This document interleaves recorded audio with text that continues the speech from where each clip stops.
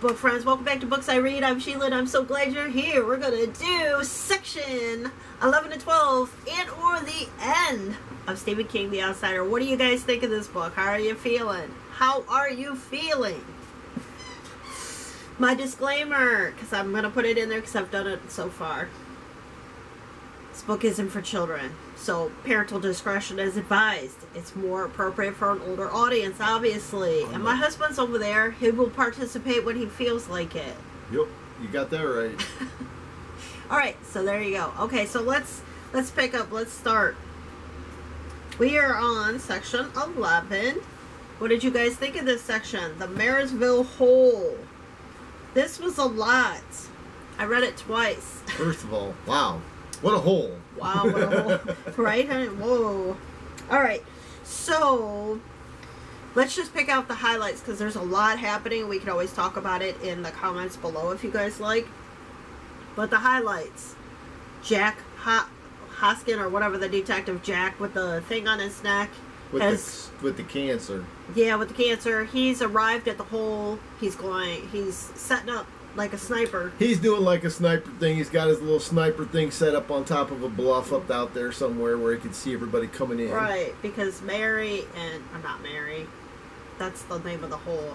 Holly, Alec, Howie, and Ralph are on their way to get there. Right, because they're looking for the outsider. They're going to take him out.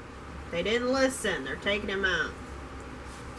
So, Jack gets bit by a snake. Well, Jack gets bit by... Okay, they get there, and he takes out a couple of them. Oh, that's true. He does. That made me sad. Boom, boom. He took out the lawyer guy and the other guy. How did you guys feel about that? That made me sad that he took out Alec. I wasn't happy when he did that. I mean, I thought maybe he'd start shooting, but he would like to be missing because I thought maybe it would suck. But, you know, he apparently was pretty good at shooting. Yeah. So he dropped two of them, like, quick. And I was like, wow, you're kidding me, right?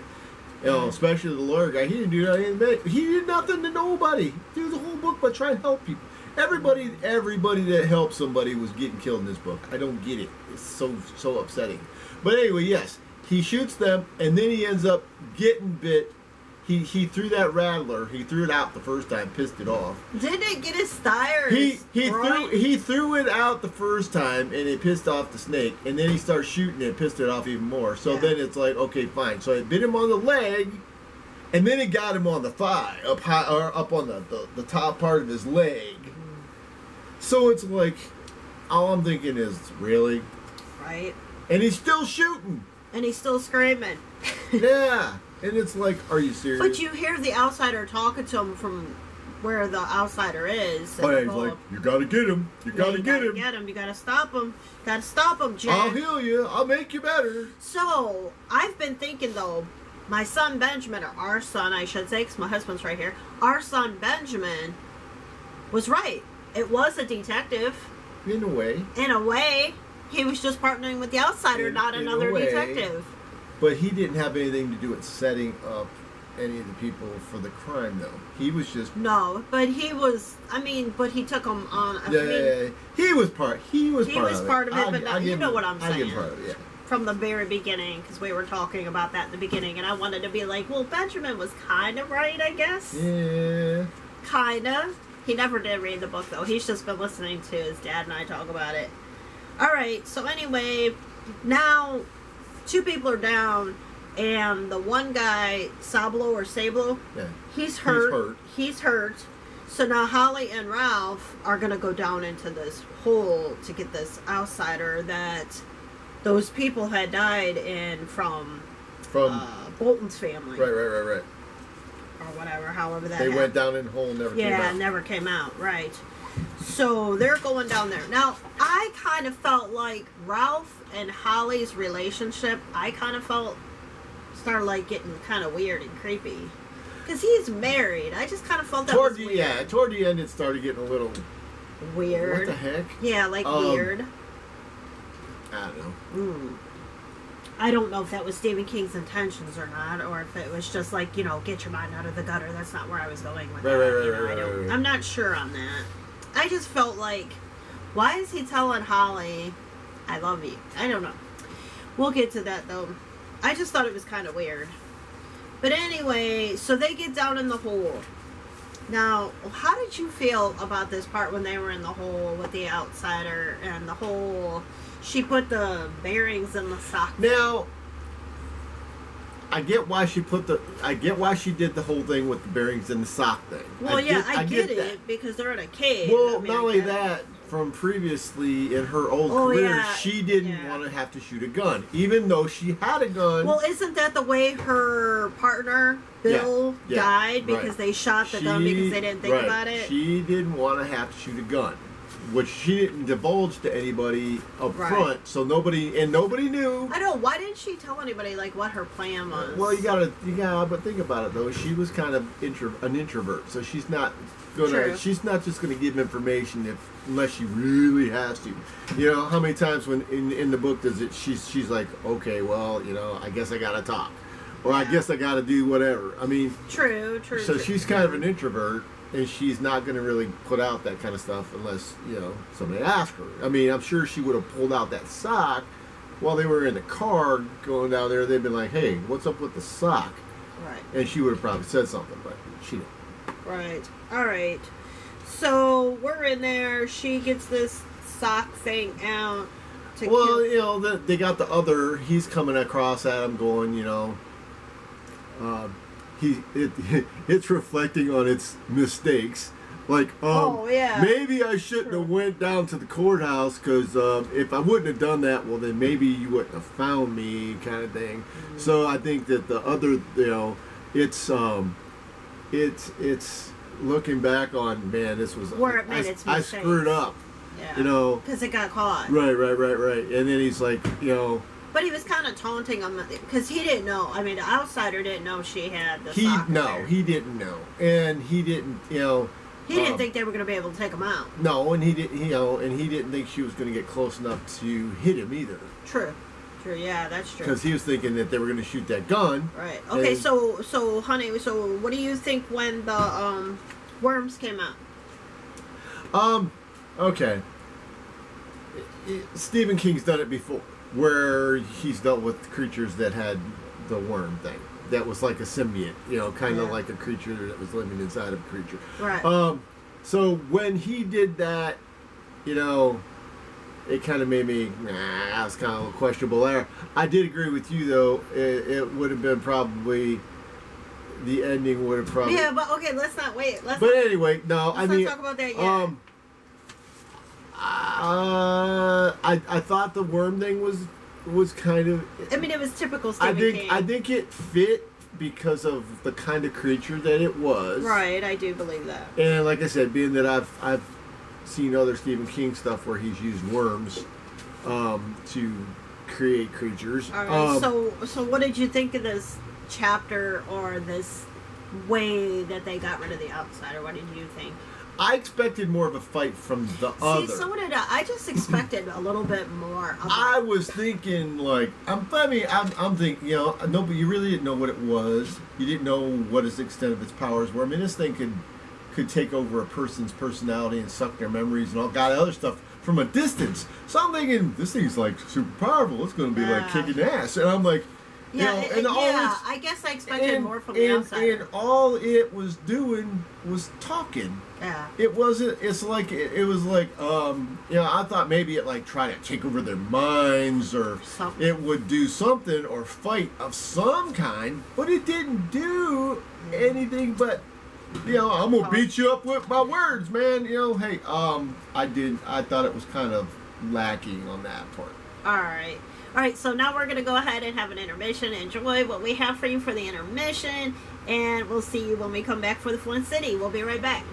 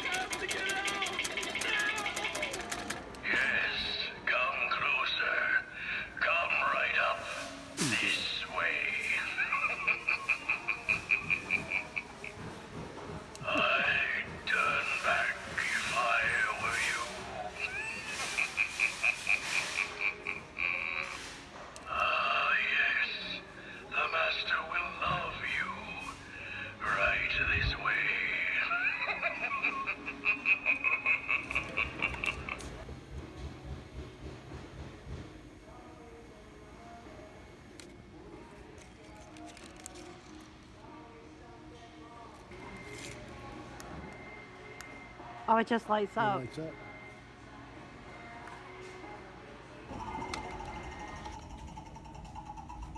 Oh, those are cute.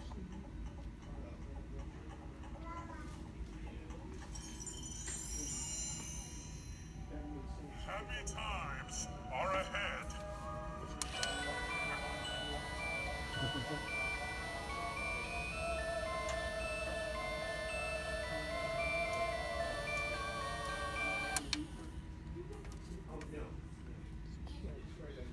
Oh wow, they got all kinds of stuff down here.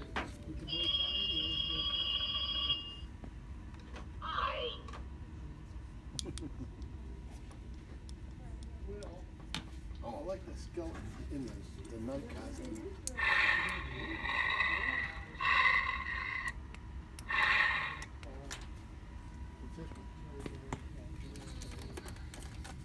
I always wanted to be a brave knight when I grew up. Looking back, maybe I should have been a firefighter instead.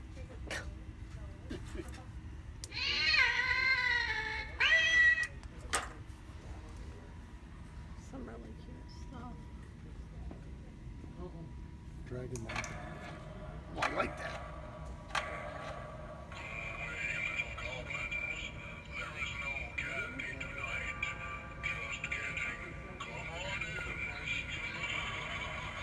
That's all this is.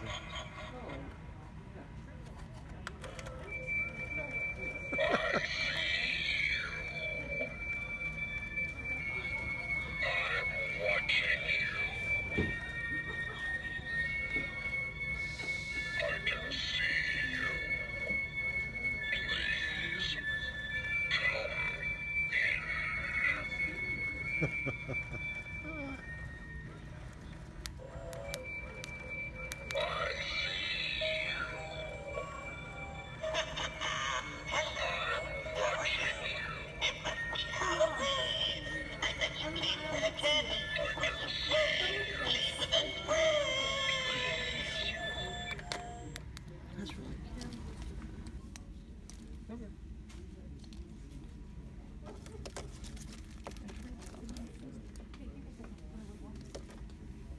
That's all these do. They just light up. I thought they did something special. I still want one of those. Put it in the car. Here, let's get this guy. Friend, over here. Have a glass and throw me some candy.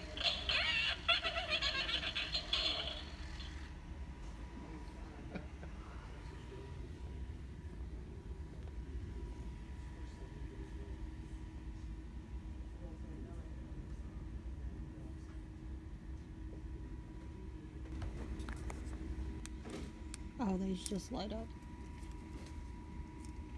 Oh, this one. It's quite a night. Better grab some candy and get out of sight. Gotta go.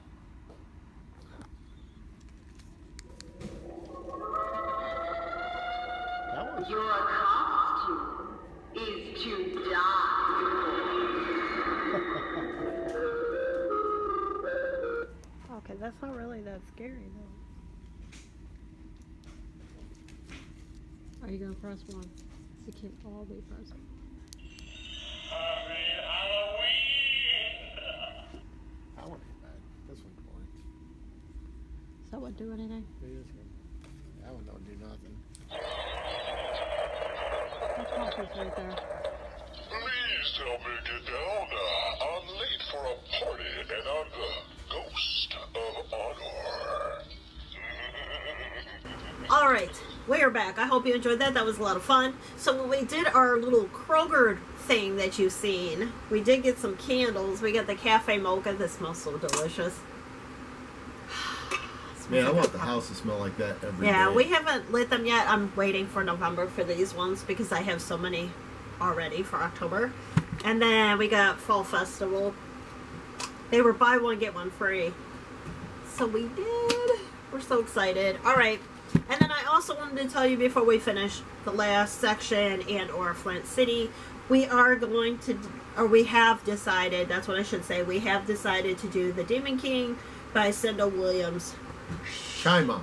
I always want to say her name wrong. We have decided to go into this one in November. So your first video on this one, here you probably can see it better that way, should be on November 1st or November 2nd. So, all right, now let's go ahead and wrap this up. Flint City. So after everything has happened, what did you think, babe?